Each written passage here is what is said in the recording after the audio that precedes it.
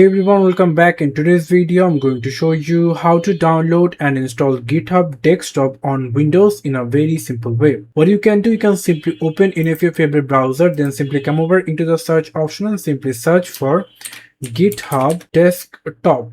Click on that, and then here is the option download GitHub Desktop. Click on this, and from here you can simply click on download for Windows 64-bit. Click on download, and it's about 181 MB and it will take some of seconds to complete. And here you can simply click on this folder icon, click on it 2 times to install, click run, and as you can see, your GitHub Desktop is rightly launched in your computer. You can simply see, and from here you just have to click on the sign in github.com. Click on this, and here you will going to sign up from your desktop. You can simply see it's opened a browser. If you click continue with Google, you can simply select that and click on authorize desktop, open the GitHub exe, and right now it opened the login page over here. You can simply see. Now here you have to configure Git. That's another chapter to know, but right now I rightly show you how you can simply download, install GitHub in your computer.